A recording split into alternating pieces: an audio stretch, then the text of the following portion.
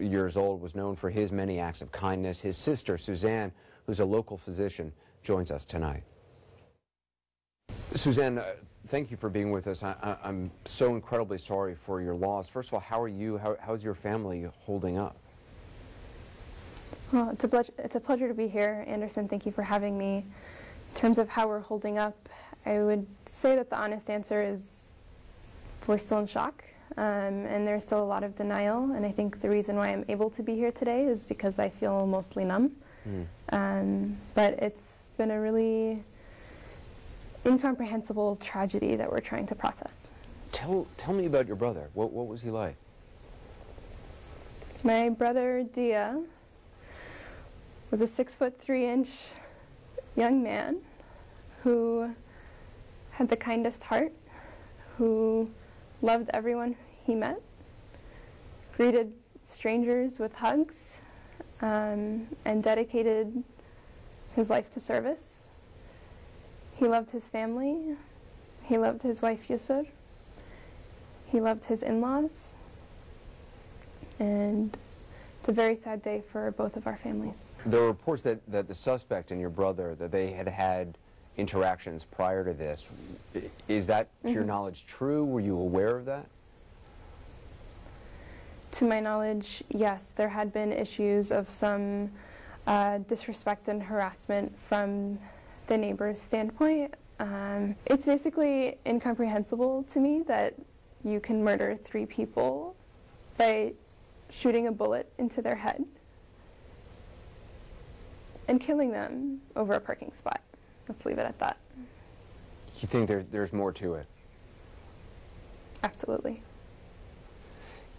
I don't want to ask anything you don't want to talk about, so feel free to just, say I don't want to talk about it. But you'd say there had been some interactions. Do you think that they had anything to do with your brother's religion, with how he was perceived by this person?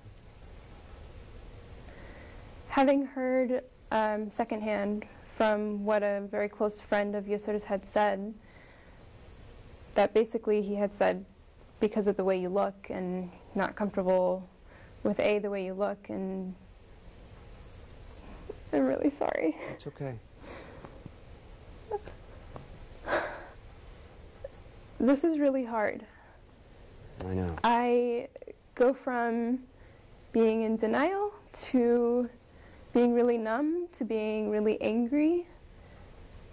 I came here today in hopes of shining light on Deah's legacy and Yusur's and Razan's, and for the 3 of them that has been dedication to service. And I want to make sure that they are recognized for that, and that the world realizes what we have lost in the loss of these 3 incredibly brilliant, bright, beautiful, accomplished, successful, respectful, loved 3 young people. If you were within our community, Anderson, you would see just the outpouring of love and support we are receiving from everyone around us, and it's been immensely touching. And I want the world to see that. And I want them to see the true essence of what Deah, Yusur, and Razan was. And it was optimism, it was hope, it was love. It was wanting to help anyone and everyone in their local communities and communities abroad, just based on their actions, with work that they have done with homeless communities here, with work that they are doing in Turkey to aid Syrian refugees. Deah was running a campaign with the dental school and with some NGOs to fundraise money for a mission trip later this summer. And yesterday he was at, I believe, 16,000, and today it's over 120,000. And that is amazing. And we want to continue that. And we want them to be remembered for that, because one thing that I knew about Deah is that no matter, he made dental school look easy. He made that's a hard thing to do. It is, but he did it because he loved it. He loved what he did. He loved playing with the children when he was working abroad. He was happy in everything that he did, and he made it light. and people loved being around him for that. And selfishly, as the older sister who felt like a second mom to him, I will miss him adoring me and the way he loved me and the way he looked up to me, and the many phone calls where we would talk and we would give each other advice, and he was like, okay, I see your point. And he was the best friend kind of brother. It's a tremendous loss, it's not not just... real is what I feel. Yeah, it's a tremendous loss, not just for your family and for your friends, but it sounds like for the community and for this country. It sounds like your brother was a young man who had already made tremendous contributions and would no doubt continue to do that for the rest of his life. They were all destined with very bright futures ahead of them.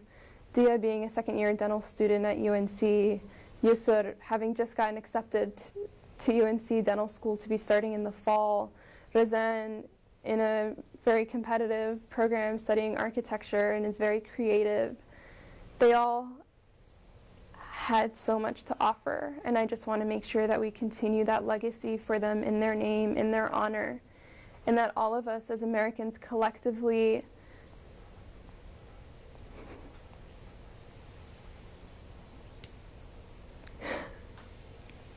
not let their deaths go in vain. Well, Suzanne, thank you for talking to us. Your strength is really incredible. I lost a brother many years ago under very different circumstances, but I certainly wouldn't have had the strength to speak about him so soon as you have tonight, and I very much appreciate you letting us know your brother just a little bit and continuing to carry on his legacy. Thank you so much. The three of them have given me the strength to be here today to talk to you. Thank you so much for having me, Anderson. There is more to report tonight. Coming up next, we have breaking news. President